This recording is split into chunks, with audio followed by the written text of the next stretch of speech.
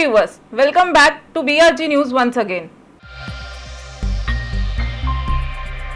8 Indian beaches received Blue Flag certification by an international jury. Prime Minister Narendra Modi and Union Environment Minister said proud moment for India. In a great honor for India, an international jury has awarded coveted Blue Flag to 8 Indian beaches spread across 5 states and 2 union territories. As the news broke, Prime Minister Narendra Modi took to Twitter to laud the great success. He said that the achievement showcases the importance India gives to protecting such crucial spots and furthering sustainable development. As per the reports, the Union Environmental Minister Prakash Javadekar also lauded the achievement and said that it is a proud moment for India. Javadekar noted the beaches of Shivrajpur of Dwarka, Gujarat, Gogla of Diu, Kasarkod and Padubidri of Karnataka, Kapad of Kerala, Rushikonda of Andhra Pradesh, Golden Beach of Odisha and Radhanagar of Andaman and Nicobar Islands have bagged awards.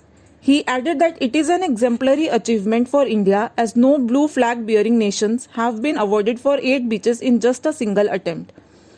Ministry of Environment, Forest and Climate Change also said that India has been awarded the 3rd prize by the international jury under the International Best Practices for Curbing Pollution in the Coastal Regions. New Zealand Prime Minister encourages supporters to vote in upcoming election that is scheduled on October 17. New Zealand Prime Minister Jacinda Ardern visited her supporters in Labour Party dominant regions on Saturday, October 10 and encouraged them to cast their votes in the upcoming general elections scheduled for October 17. According to the reports, Ardern was surrounded by supporters during her visit to a market in Otara, a southern Auckland suburb. The pre-election polls project the Labour Party leading over the National Party by as many as 13 points. In addition, Ardern visited Otara in an effort to get out the vote in an electorate in which Labour outpolls National by around 4 votes to 1. With few weeks left for polls, PM Jacinda Ardern is campaigning for a second-term riding on the success of her administration's COVID-19 pandemic response. Ardern, who in 2017 became the youngest female Prime Minister in the world, has been praised for her quick reaction to the pandemic. Taking the hard path, the New Zealand leader imposed a level 4 lockdown even before the virus has spread in the country. Under Ardern's leadership, New Zealand became the first country to declare itself COVID-19 free.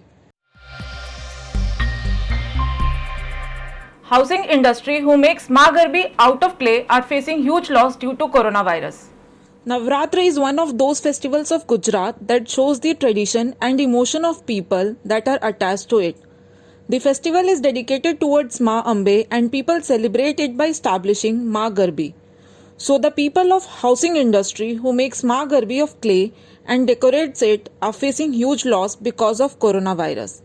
These pictures are of Siga Bagh, Kumbadwada, where from last so many years females are involved in the business of making Maa Garbi out of clay. For them this year turned out difficult when this year there is no sign of Garba to be organized. અમે અહીંયા આગળ ઘણા વર્ષોથી જયંતિભાઈના ઓર્ડરથી અમે કામ કરવા આવીએ છીએ પણ આ વખતે કોરોનાના સિચ્યુએશનના કારણે અમે એટલી ગરબી બનાવી શક્યા નથી અને પરમિશન મળી નથી એટલે એટલું નક્કી પણ નથી કે શું થશે કેટલું વેચાણ થશે કેટલું ડેકોરેટિંગ કરીએ અમે એટલે પરિસ્થિતિ આ વખતે બહુ એ છે કંઈ ખબર નહીં પડતી કેટલું બનાવીએ કેટલું વેચાશે કેટલું નકામું જશે. When we talk about last years, till now thousands of garbis were made and used to get sold out. But this year it is limited to 200 garbis.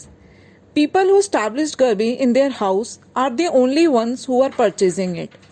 COVID-19 has badly impacted the Navratri festival.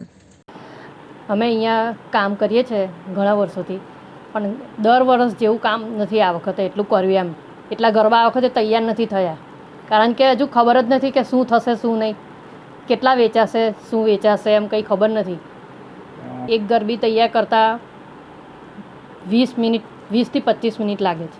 હજુ કંઈ ખબર નથી પડતી કારણ કે ગરબા બંધ છે કંઈ પરમિશન નથી એટલે. Supreme Court to work with full strength from October 12 and will assemble through video conferencing. The Supreme Court is working with its pre-pandemic strength from Monday, October 12, as its 12 benches with about 30 judges would assemble through video conferencing daily. 5 benches of 2 to 3 judges in different combinations had been sitting on working days to hear around 20 cases daily since the outbreak of COVID-19 in March.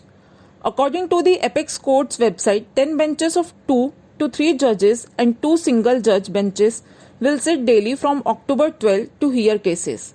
The increased strength will double the output of the Supreme Court, which has decided not to start physical hearings yet due to the COVID-19 situation in the country. The top court has been hearing matters through video conferencing since March 23, 2 days before a nationwide lockdown was imposed to contain the spread of COVID-19. As per the cause list for Monday, 8 benches will have the 3 judges each and 2 other benches with 2 judges each to hear cases. There will be 2 single judges benches to hear and decide transfer petitions. Before going any further, let's take a break.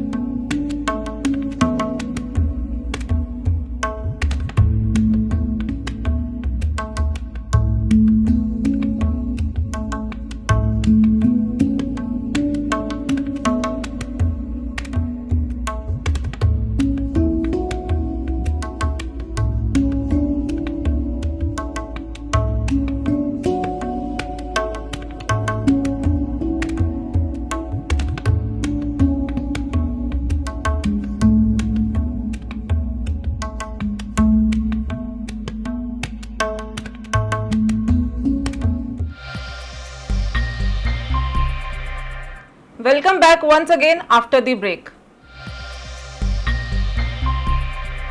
Afghanistan peace negotiator Abdullah concluded 4-day visit to India. He was invited by Indian government to discuss Afghan peace efforts. Afghanistan leader Abdullah ended his high-level trip to India on Saturday, October 10. He had been invited by the Indian government to discuss Afghan peace efforts.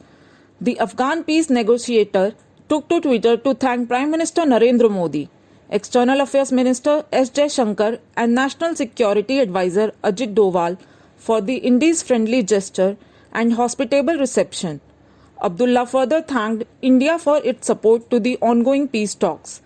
The Afghan peace negotiator arrived in New Delhi on October 6 to muster regional support for the Afghan peace process. Before leaving for New Delhi, Abdullah has stated that India is a strategic partner of Afghanistan and has continuously supported its government and people. He stressed that Afghanistan's historical relations with India were important to the country and said India's role in establishing lasting peace in the region was vital. During his 6-day visit, the Afghan official met with PM Modi and Doval and was reassured of India's commitment to further deepen bilateral ties. According to reports, the chairman of the High Council for National Reconciliation of Afghanistan said the meeting with Doval was constructive. India and China held the 7th round of Corps Commander level talks. The border tension rose. India and China held the 7th round of Corps Commander level talks on Monday, October 12. India continued to demand total disengagement and de-escalation by the People's Liberation Army from the eastern Ladakh sector during the talks. The commander-level talks held at the Chushal Molda in eastern Ladakh, currently where 50,000 troops from both sides are in standoff position since April-May this year. The Chinese side has been demanding that such a mechanism should be discussed first for the new friction points along the northern and southern bank of the Pangong Lake. However, India wants discussion on the entire area. Indian forces had taken an aggressive stand and occupied several strategic heights on the northern and southern Pangong Lake area after the Chinese army attempted to take over them. that's all for today's news. We BRG News team assures to keep you updated. Till then, stay safe.